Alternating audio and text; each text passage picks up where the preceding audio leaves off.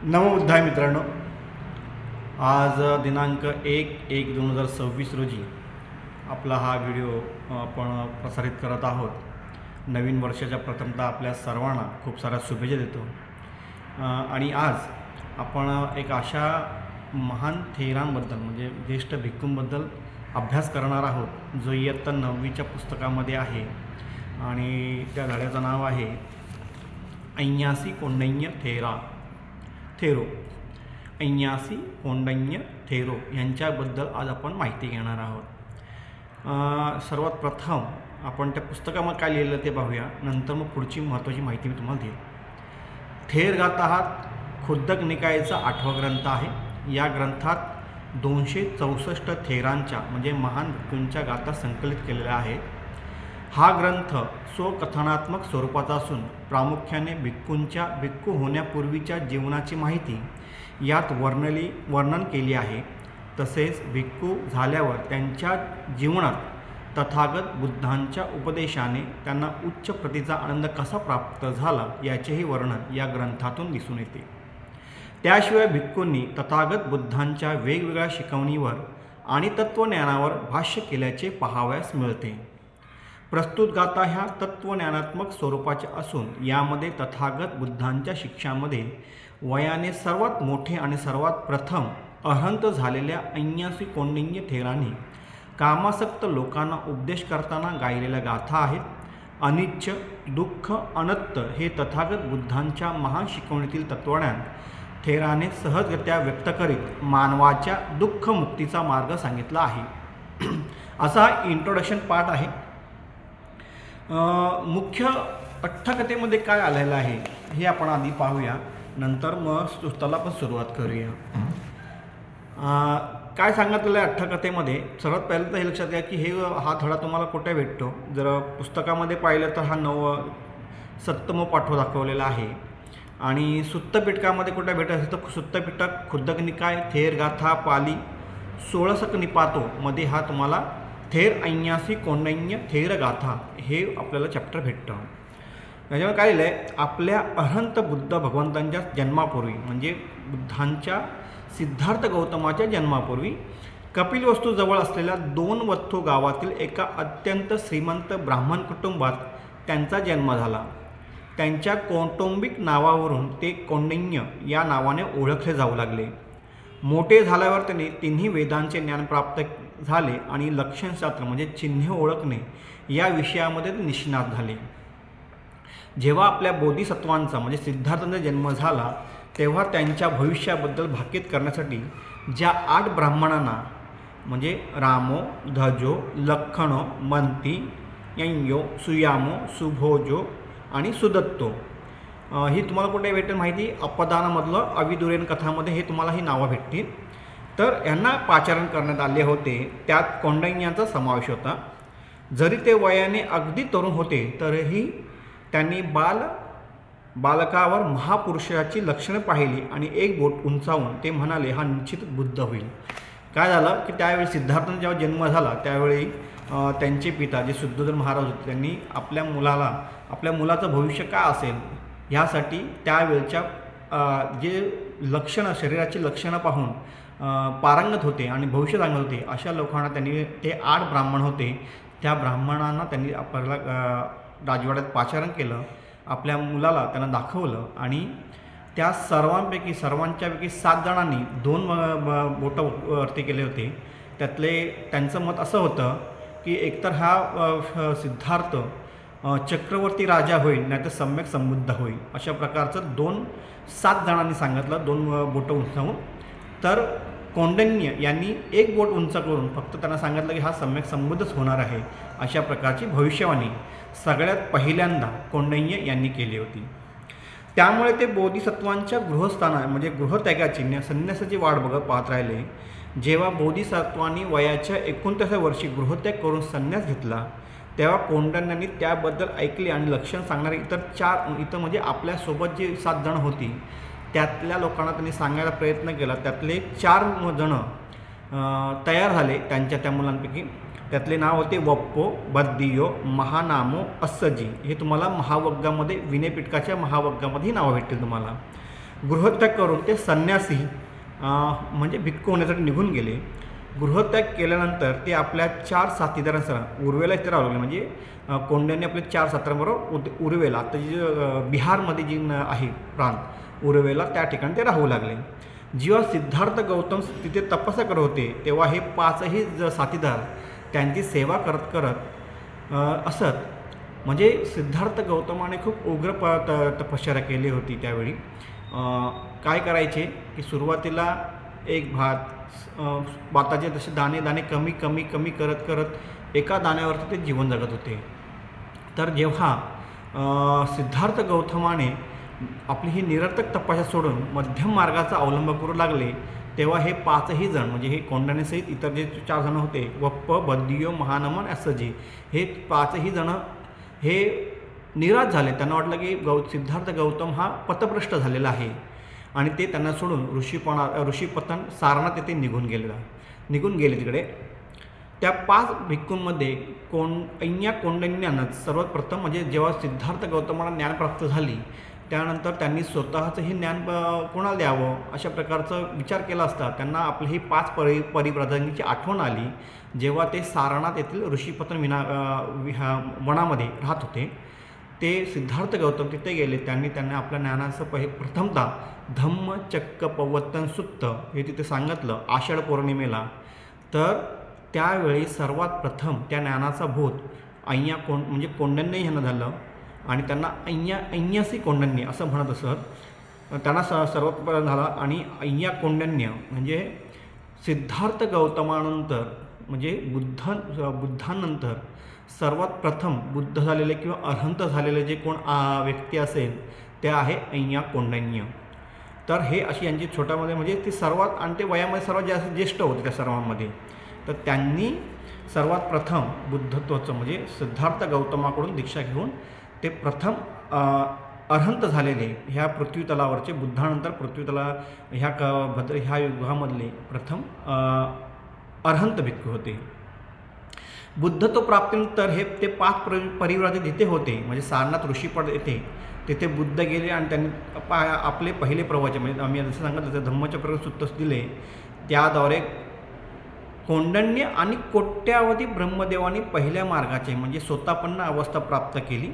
त्यानंतर 5व्या दिवशी अनंतलक्ख सुत्तांच्या उपदेशाने पहिला धम्मचक्र प्रवर्तन ह्याच्याने स्वतःपन्न अवस्था कोंडण्यांना भेटली. त्यानंतर अनंतलक्ख सुत्त यांच्या उपदेशाने कोंडण्यांनी अरहंतपद प्राप्त केले. पुढे जेतवण विहारातील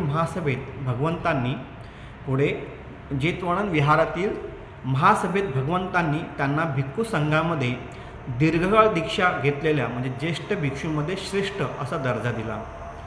एके प्रसंगी कोंडण्यांनी 4 आर्य सत्यावर दिलेला उपदेश, ज्यामध्ये त्रिलक्षणाची अनित्य, दुःख आणि अनात्म छाप होती, जो निस्सारतेवरती भाष्य करणारा, विविध पद्धतीने मुक्त आणि निर्वाणावर आधारित होता आणि जो बुद्धांच्या स्वतःच्या ओघवत्या शैलीत दिलेला होता. त्यामुळे देवराज शक्र इतका प्रभावित झाला की त्याने ही गाथा म्हटली. म्हणजे आता पुढे आपल्या ज्या 16 गाथा आहेत त्यातल्या किती गाथा त्यांनी म्हटल्या, कुठल्या गाथा ह्याच्यावरती आपण आता डिस्कस करणार आहोत. पहिलं आहे एस भिय्यो पसिदामी सुत्वा धम्मं महारसं विरागो देसितो धम्मो अनुपादाय सब्बसो. एस म्हणजे हा, भिय्यो म्हणजे अधिक, जास्त, पूर्वीपेक्षा अधिक श्रेष्ठ. म्हणजे काय उदाहरण घ्यायचं, सिल्वा भिन्यो पय्या होती, म्हणजे शीलवान व्यक्ती अधिक प्रज्ञावान होतो. इतो भिन्यो दुःखा वेदना, यापेक्षा अधिक दुःखद वेदना नाही. तर ह्याला पुढचा शब्द आहे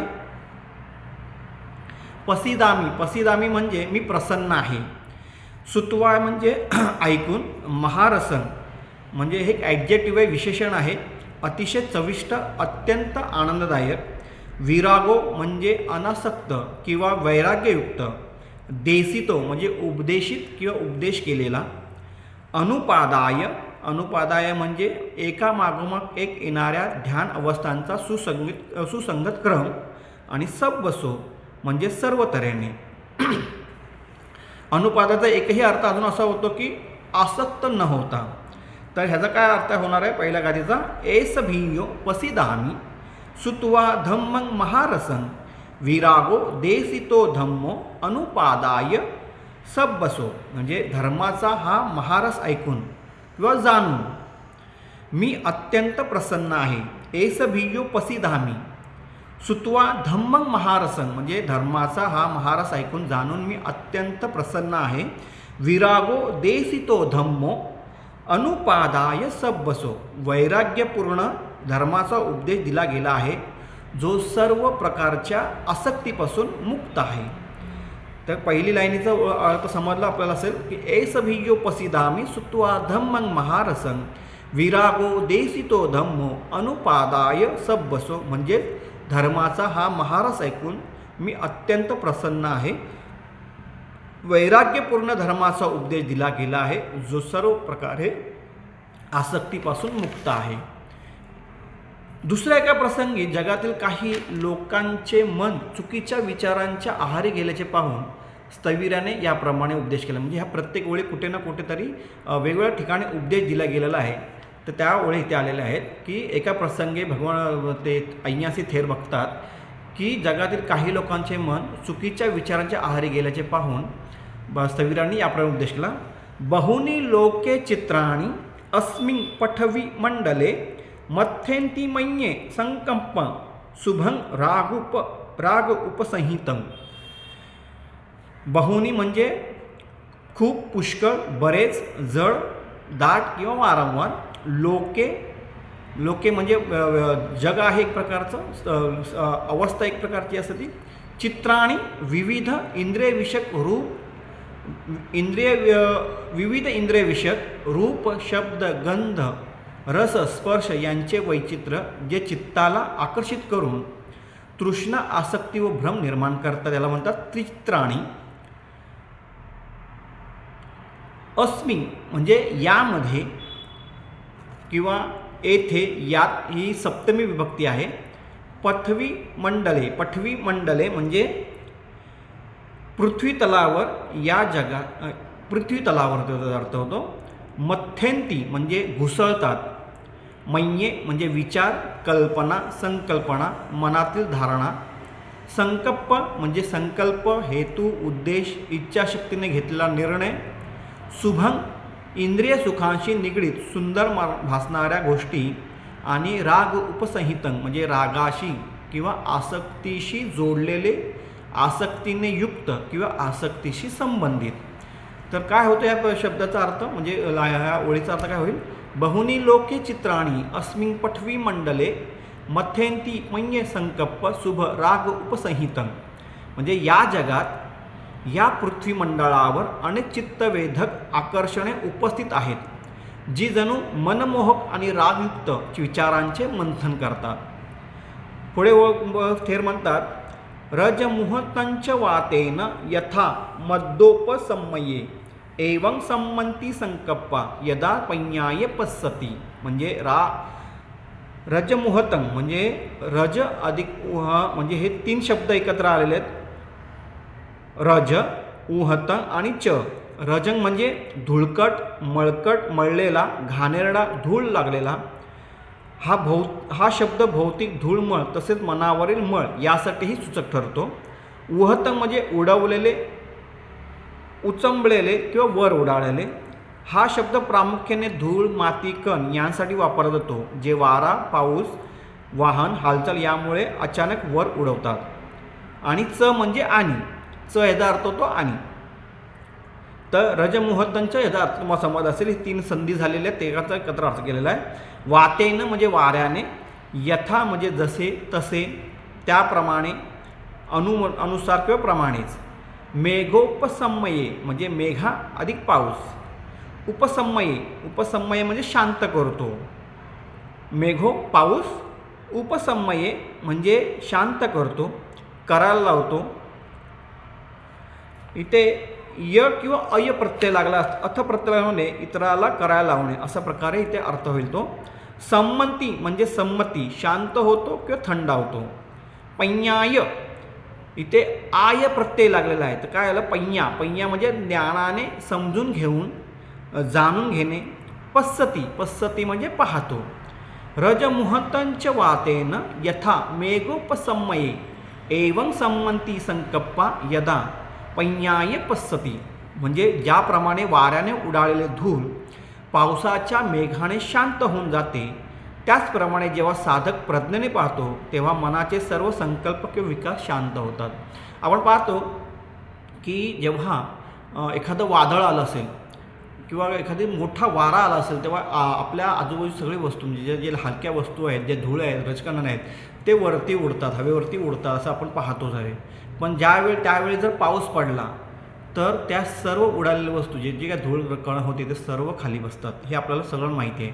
इथे तीच उपमा इथे दिलेली आहे की आपण जेव्हा प्रज्ञेने पाहतो म्हणजे विजडमने पाहतो, एकमेकांना आपल्या अंतरात असणाऱ्या उचलणाऱ्या मनामध्ये उद्भवणाऱ्या परिस्थितीवर जेव्हा आपण मनाने पाहतो, शांततेने पाहतो, प्रज्ञेने पाहतो, तेव्हा ज्या मनात उफळून आलेल्या गोष्टी आहेत त्या सर्वच्या सर्व खाली बसतात किंवा शांत होतात. विकार आपले जे जागृत झालेले असतात जर ते आपण प्रज्ञेच्या बळाने म्हणजे बुद्धीच्या बळाने पाहिलं तर ते सर्वच जे काही विकार उत्पन्न झाले असतील ते सर्व शांत होऊ शकतात. सब्बे संखारा अनिच्चाति यदा पय्याय पश्यति अथ निबंती दुःखे एस मग्गो विशुद्धिया. सब्बे म्हणजे सर्व, संखारा म्हणजे संस्कार, अनिच्चाति म्हणजे अनित्य, यदा म्हणजे जेव्हा, पय्याय प्रज्ञा, पश्यति म्हणजे पाहतो, अथ अथ म्हणजे तेव्हा, नंतर किंवा पण, निबंधरती निबंधरती म्हणजे पूर्णपणे ओळखून दूर होणे, कंटाळून विरक्त होणे, त्याग करतो. दुःखे म्हणजे दुःख, एस म्हणजे हा, मग्गो म्हणजे मार्ग, विशुद्धिया विशुद्धी म्हणजे पूर्ण शुद्धता, विशेष शुद्धीकरण असं त्याचा अर्थ आहे प्रत्येक शब्दाचा. तर एकंदरीत ह्या गाथेचा अर्थ काय होईल? सब्बे संखार अनिच्चाती, सर्व संस्कार अनित्य आहेत. यदा पय्याय पश्यति असे जेव्हा साधक प्रज्ञेने पाहतो, अथ निबंतती दुःखे तेव्हा तो सर्व दुःखांपासून अलिप्त होतो. एस मग्गो विशुद्धिया त्याला समजतं की हाच मार्ग विशुद्धीचा मार्ग आहे. पुढे सब्बे धम्मा अनत्ताति यदा पय्याय पश्यति अथ निबंतती दुःखे एस मग्गो विशुद्धिया. सगळे शब्द सेमच आहेत पहिल्या गाथेमध्ये आलेले असते, त्याच्यामध्ये अर्थ सांगण्याचा ही नाही आहे. इथे फक्त काय सांगितलं आहे की सर्व गोष्टी म्हणजे सब्बे धम्मा अनत्ताति, पहिलं होतं संखारा होतं, आता आहे धम्मा. सर्व गोष्टी सर्व धर्म अनित्य आहे असे जेव्हा साधक प्रज्ञेने पाहतो तेव्हा तो सर्व दुःखांपासून, अथ निबंती दुःखे सर्व दुःखांपासून अलिप्त होतो. एस मग्गो विशुद्धिया म्हणजे हाच मार्ग विशुद्धीचा आहे. तिसरी लाईन पण सेम आहे, हे कारण सब्बे संखारा दुःखाती यदा पय्याय पश्यति अथ निबंती दुःखे एस मग्गो विशुद्धिया. इथे दुःखाती शब्द आता आलेला आहे. सर्व संस्कार दुःखमय आहे. सब्बे संखारा दुःखाती म्हणजे सर्व संस्कार दुःखमय आहे. यदा पय्याय पश्यति असे जेव्हा साधक प्रज्ञेने पाहतो, अथ निबंती दुःखे एस मग्गो विशुद्धिया तेव्हा तो सर्व दुःखांपासून अलिप्त होतो. त्याला समजते की हाच विशुद्धीचा मार्ग आहे. म्हणजे काय सांगितलं ते एक्झॅक्टली की पहिलं सांगितलं संस्कार अनित्य आहेत, सर्व धम्म म्हणजे जे काय गोष्टी आहेत त्या सर्व अनित्य आहेत आणि सर्व संस्कार हे दुःखमय आहेत. ह्यांना जेव्हा आपण प्रज्ञेने पाहतो म्हणजे विजडमनी पाहतो, आपल्या बुद्धीने पाहतो, तेव्हा ते सर्व संस्कार आपल्याला हळूहळू समजू शकतात की हे सर्व अनित्य आहेत आणि त्यामुळे आपण सर्व दुःखांपासून दूर होतोय. जेव्हा आपण पाहतो म्हणजे हे सर्व म्हणजे आपण दूर होतोय सगळ्यांपासून. वेगळं म्हणे आपण म्हणतो ना सोडून देणं, एक प्रकारचं होतं ते तसं आहे ते की आपण दूर जाणं आहे, दूर जातो त्या दुःखांपासून. संपले नाही आहे दुःख, पण जे आपण प्रज्ञेने पाहायला सुरुवात केलेलं की हे दुःख कशी निर्माण होतात, कसं ते त्याची स्टार्टिंग पॉईंट आहे. आणि जर आपण व्यवस्थित तिथं पाहिलं तर हे विनाशकारी धम्म आहेत, म्हणजे विनाशकारी गोष्टी आहेत.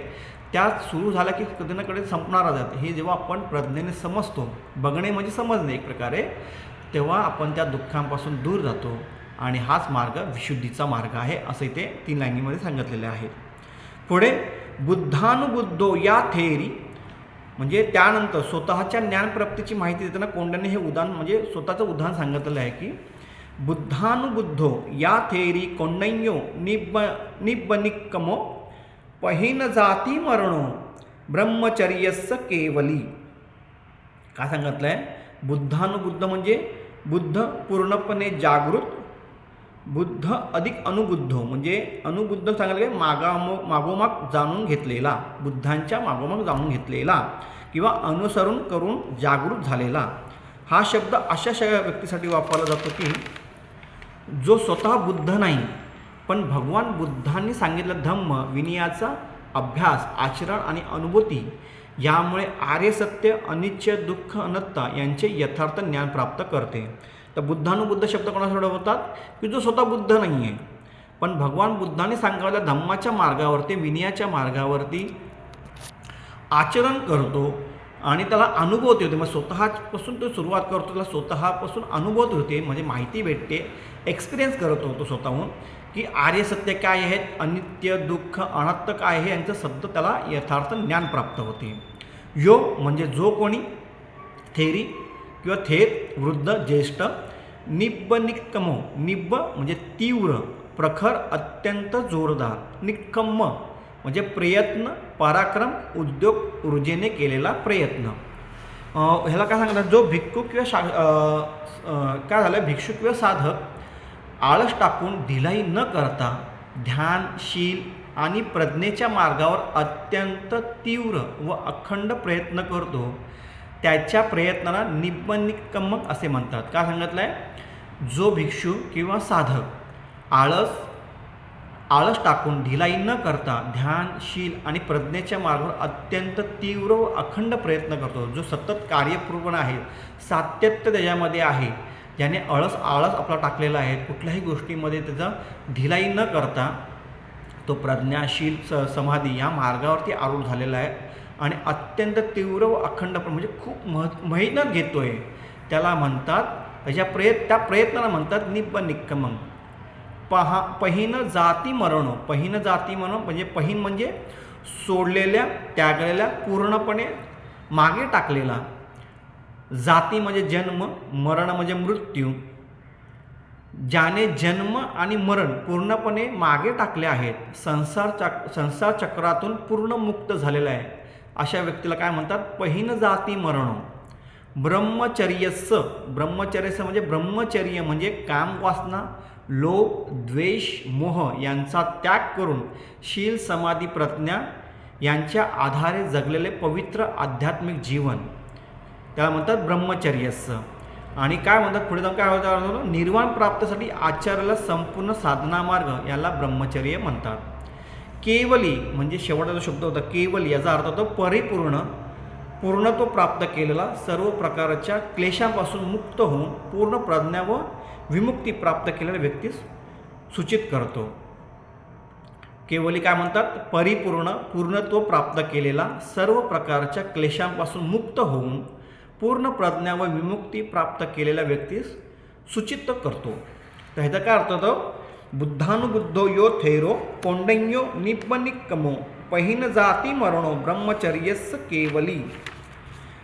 बुद्धांद्वारे प्रबुद्ध झालेले स्थविर कोंडण्य दृढ संकल्पनाने बाहेर पडले आहेत, त्यांचे जन्म मृत्यूचे चक्र क्षीण झाले आहेत आणि त्यांचे ब्रह्मचर्य परिपूर्ण झालेले आहेत. म्हणजे त्यांनी काय केलं आहे? भगवान बुद्धांनी जो काही मार्ग सांगितला आहे त्या मार्गावरती ते आरूढ झालेले आहेत.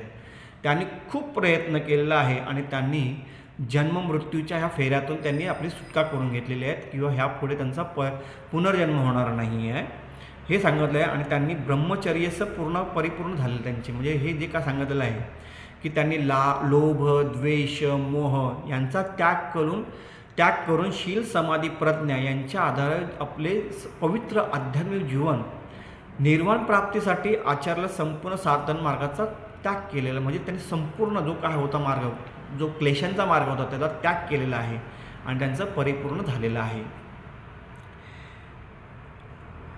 ओघ पासो दल्ल किल्लो पब्बतो दुप्पदालयो छेत्वा खिलंग च पासं च सेलं भेत्वान दुब्बिदं तिन्नो पारंगतो झाई मुत्तोसो मारबंधना ओघ पासो, ओघ पासोमध्ये ओघ म्हणजे काय तर पूर आणि पाश म्हणजे फास किंवा सापळा. पुरासारख्या वेगवान प्रवाह व त्यांचा बंधनकारक सापळा. म्हणजे पूर येतो, त्या पुरामध्ये सगळंच आपल्याला माहिती आहे की त्याचा प्रवाह किती जोरात असतो आणि त्याच्यामध्ये जो बंधनामध्ये अडकणारा तो सापळा आहे. दळलं खिलो म्हणजे दळलं म्हणजे कठीण मजबूत, दगडी अतिशय कडक. दळलं म्हणजे दगडी अतिशय कडक कठीण. खिल म्हणजे नापीक जमीन किंवा ओसाळ भूमी किंवा पीक न येणारी जागा. भौतिक अर्थ काय होतो? कडक ओसाळ नापीक जमीन.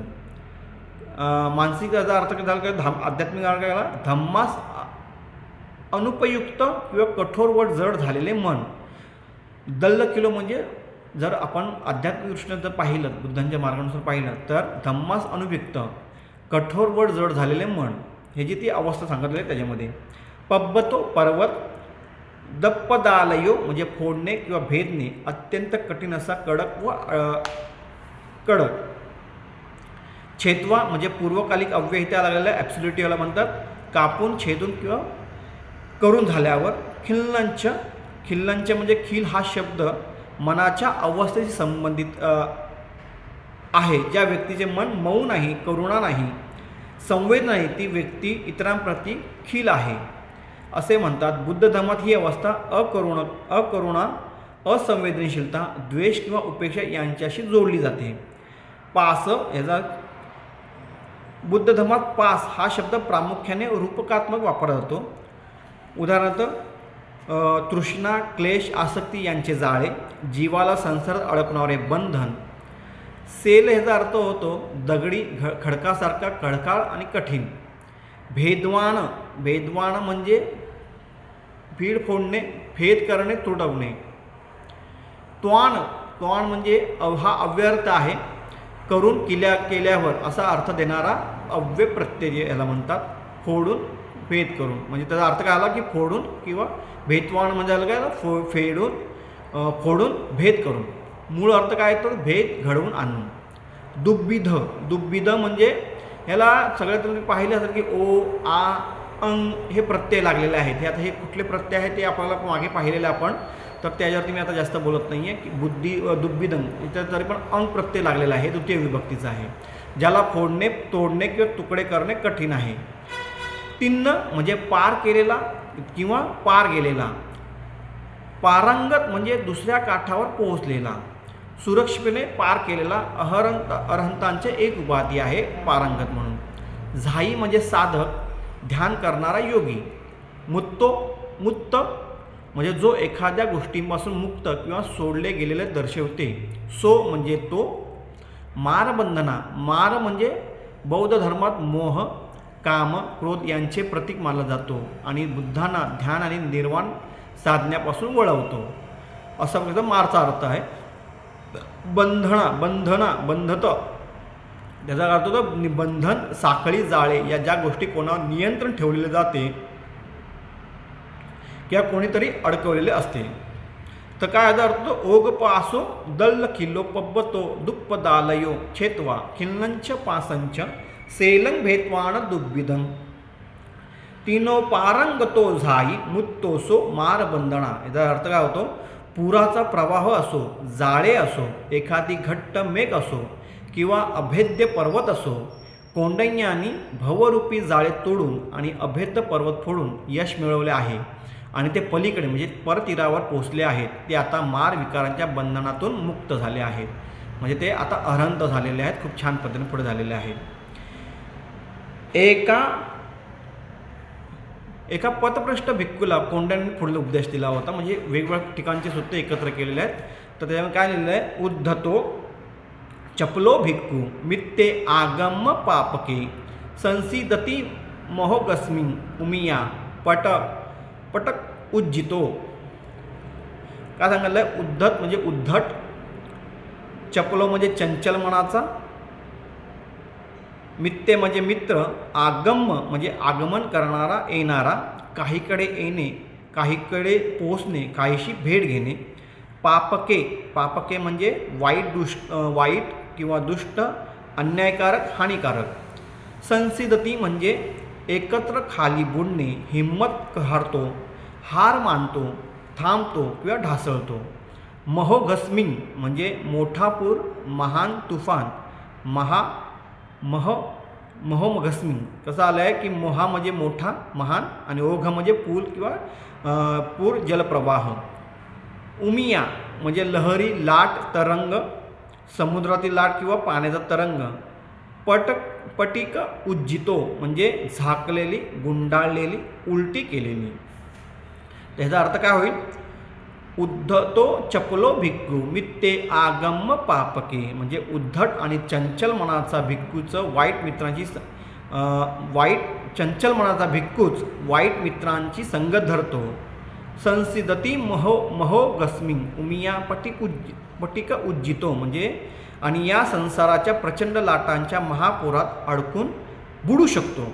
उद्धट आणि चंचल मनाचा भिक्खूच वाईट मित्रांची संगत म्हणजे ज्यांचं मन हे उद्धट आहे, जो दुसऱ्यांशी उद्धटपणे बोलतो किंवा चंचल मनाचं आहे. आपण नेहमी बघतो की मी नेहमी सांगतो की भगवान बुद्धांनी मनालाही माकडाची उपमा दिली आहे. ती ह्या झाडावरून त्या झाडावरून ह्या झाडावरून त्या झाडावर ते पळत असतं म्हणजे ते सैरावैरा पळत असतं असं आपलं मन आहे.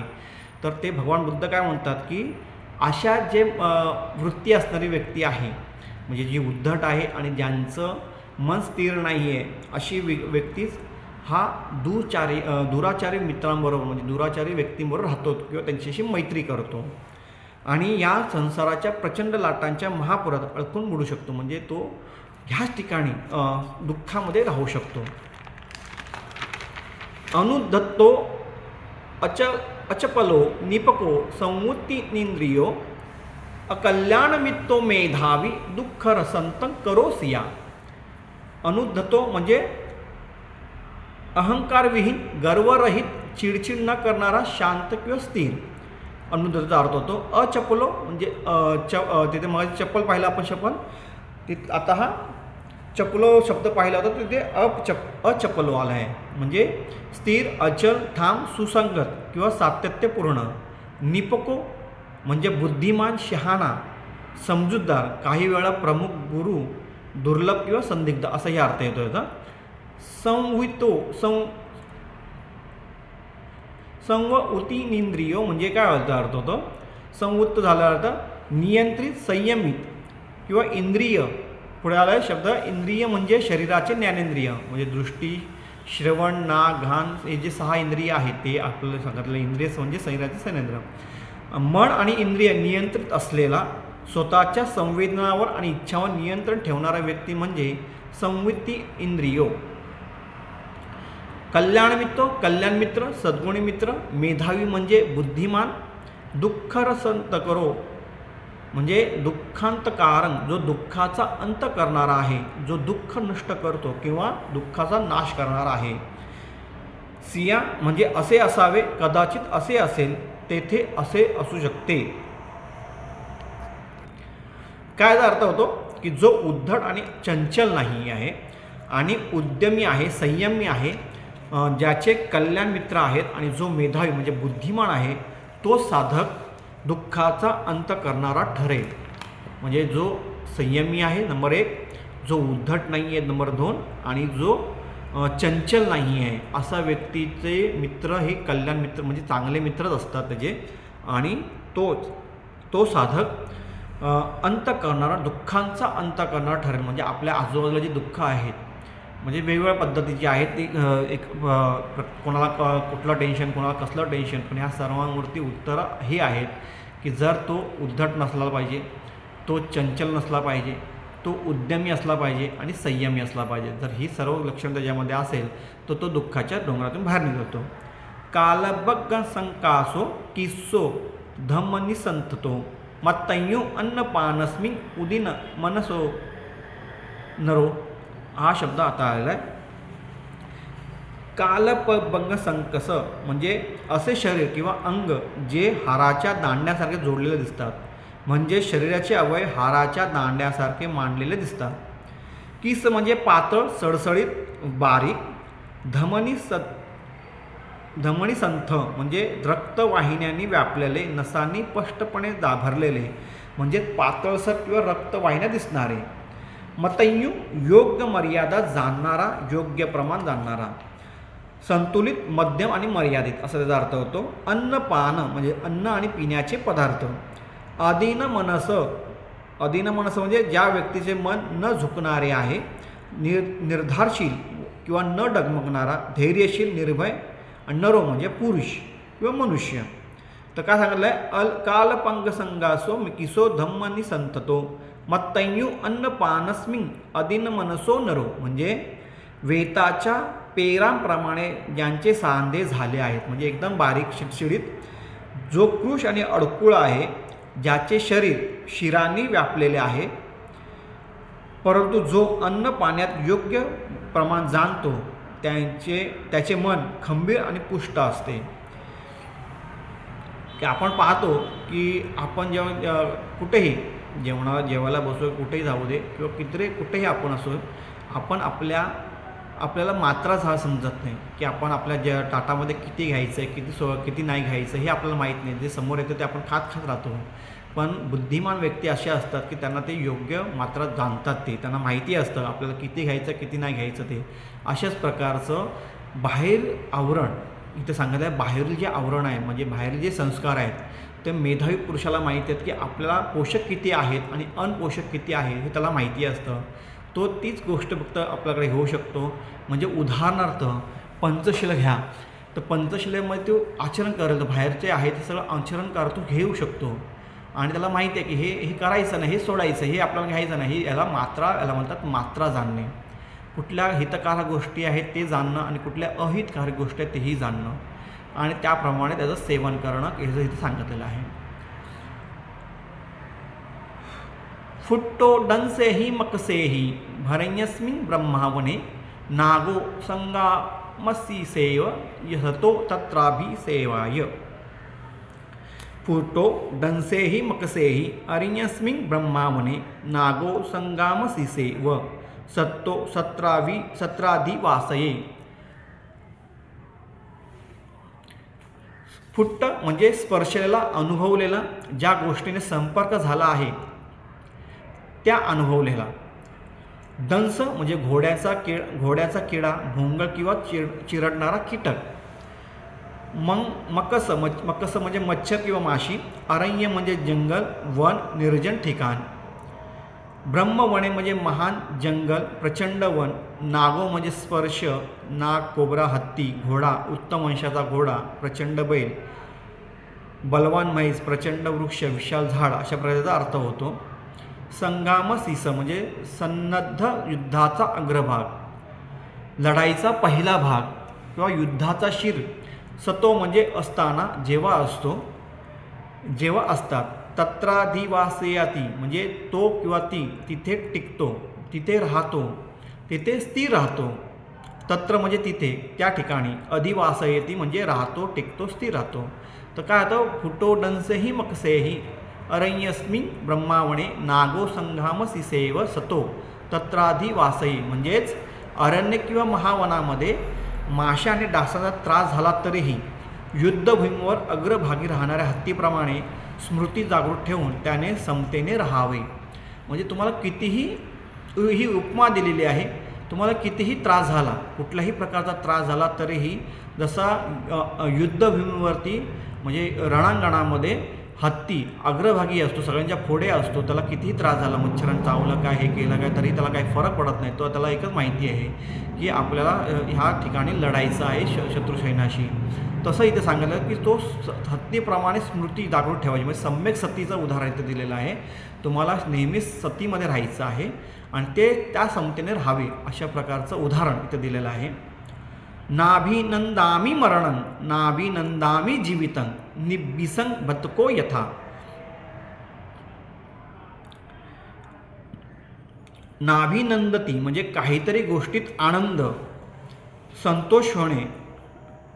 नाही, नकार आणि अभि म्हणजे दिशेने विशेषतः.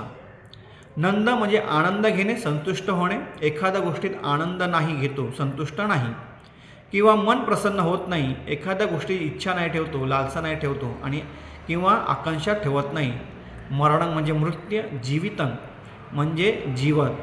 निब्बिस म्हणजे पारिश्रमिक वेतन मोबदला, एखाद्या कामासाठी मिळालेले वेतन किंवा पारिभाषिक. भत्तको म्हणजे भाड्याने काम करणारा कामगार किंवा मजूर. यथा म्हणजे जसे त्याप्रमाणे, कारणाने किंवा उदाहरणार्थ असा अर्थ होतो. तर नाभिनंदामी मरणं नाभिनंदामी जीवितं निब्बिसं भत्तको यथा. मी ना मृत्यूचे अभिनंदन किंवा स्वागत करतो, ना मी जीवनाचे स्वागत करतो. मजुरी पूर्ण झालेला सेवक जसा वेळेची प्रतीक्षा करतो तसा मी योग्य वेळेची प्रतीक्षा करत आहे. इथे बुद्धांनी सरळ म्हणजे थेर इथे सांगतात आहेत की जसा एखादा कामगार आहे त्याला तो काय करतो की त्याची आजची मजुरी आहे, समजा की आजचा दिवस भरायचा आहे एवढं त्याला माहिती आहे, त्याला पुढचं काहीच माहीत नाही की ते मालकाचा किती लॉस होतो आहे किंवा त्याला प्रॉफिट होतो आहे हे कोणाच माहीत, त्याची काही फिकरच नाही आहे. त्याला फक्त त्याची मजुरीशी मतलब आहे, सकाळी यायचं आणि संध्याकाळी निघून जायचं एवढं त्याला माहिती आहे. तशापर्यंत सांगितलं की त्या ना मृत्यूचे अभिनंदन करतो ना स्वागत करतो म्हणजे आणि किंवा ना मी जीवनात स्वागत करतो आणि फक्त मी योग्य वेळेची वाट बघतोय, प्रतीक्षा करत आहे असं ते इथं सांगितलेलं आहे. कशाची वाट बघतात आहे की अरहंत होण्यासाठी, अरहंत भिक्खू भेटण्यासाठी अशा प्रकारची वाट पाहत आहे.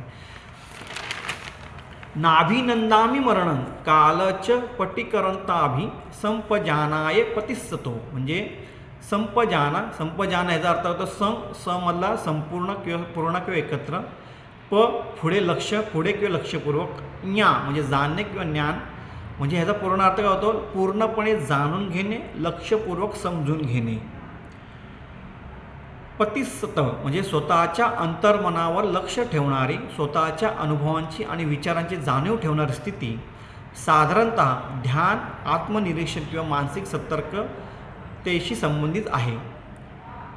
तिथे सेम केलेलं आहे नाभिनंदामी मरणं मी मृत्यूचे अभिनंदन करत नाही किंवा कालाच्या पटीकरंताभि संपजानाय पसितो मी जीवनाचेही अभिनंदन करत नाही.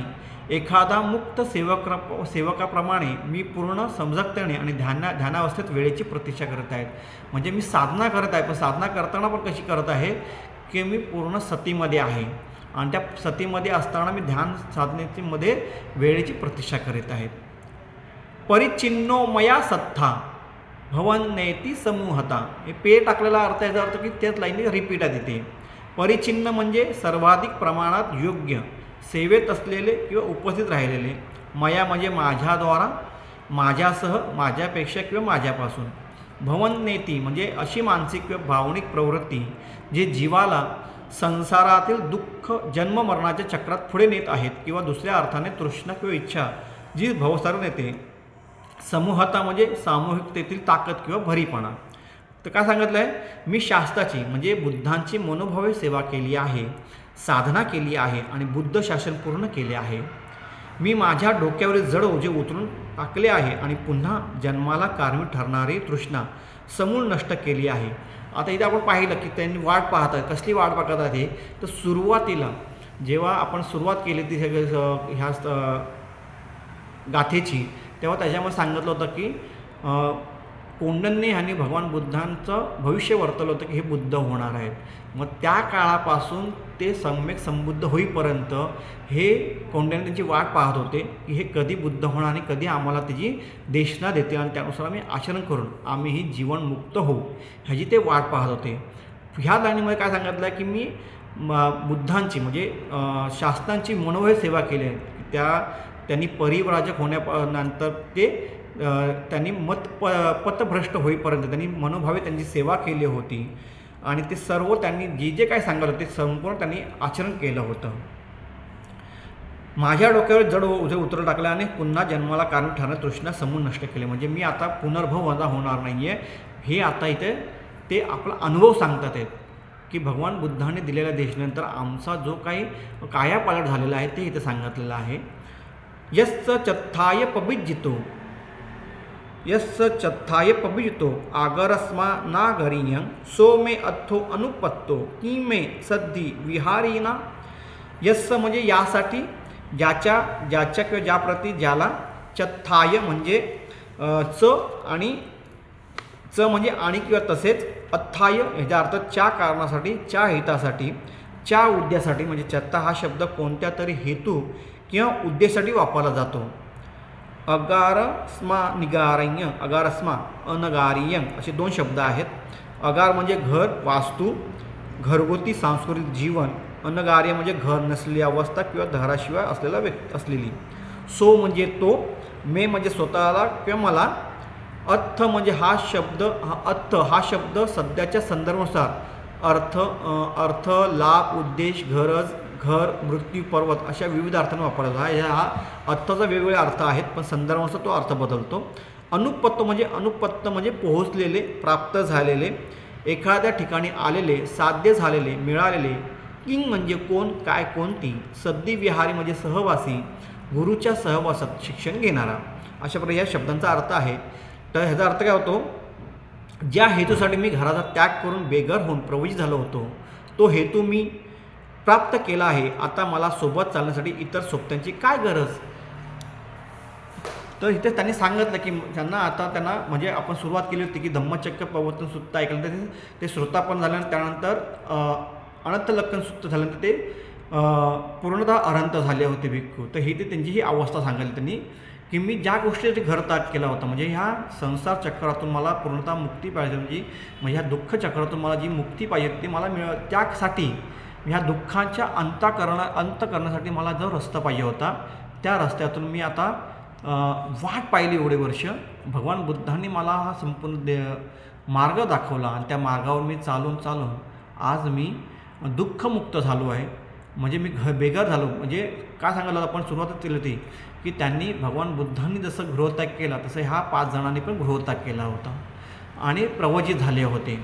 तर तो होता हेतू दुःखातून मुक्ती मिळवण्यासाठी त्यांनी गृहत्याग केला होता.